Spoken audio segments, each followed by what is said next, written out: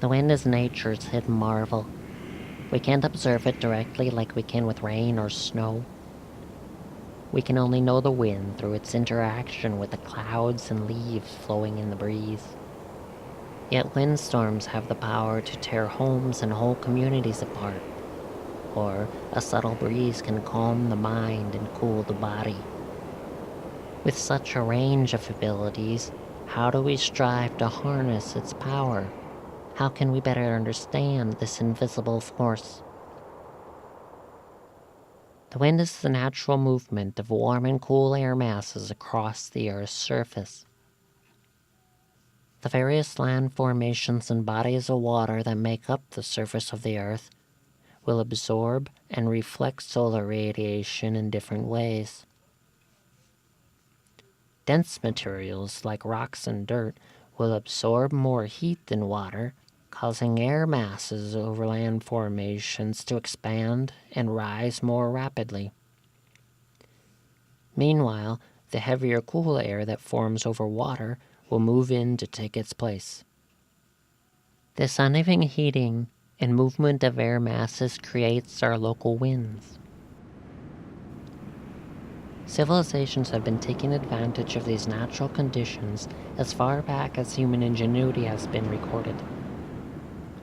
People have used the power of the wind to sail ships across the vast oceans and airplanes around the globe. With the assistance of rockets, humans eventually landed on the moon. These machines and technologies rely on an understanding of air movement and the behavior of the wind to make them safe and reliable.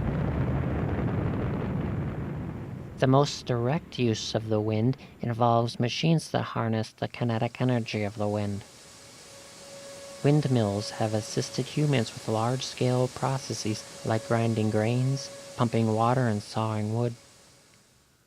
As early as the 1920s, rural communities began using wind turbines to generate electricity on small scales. More recently, wind turbines have led to the development of wind farms, business ventures that operate multiple turbines and output the energy to local utility companies. One of these farms is Wild Horse Wind, operated by Puget Sound Energy in Washington State. Last year, I sent one of my students out to Washington to interview two of its management professionals. Wild Horse Wind Farm is located in central Washington's wind-rich Kittitas Valley. Engineers broke ground on the 165-acre site in the fall of 2005. When I visited the wind farm in 2006, the project was near completion. Today, Wild Horse operates 127 turbines, supplying the annual energy needs of more than 55,000 Pacific Northwest homes. Back in 2001, there was a drought. And during that drought, the diesel project that I worked at produced more power than all the hydro projects that Tacoma had altogether. So during a drought year, a wind project comes in handy because it gives you that diversification.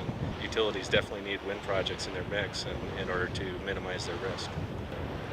On the top of the nacelle, there's an anemometer for measuring the wind speed and wind direction. And based on the wind direction, it rotates the nacelle into the wind.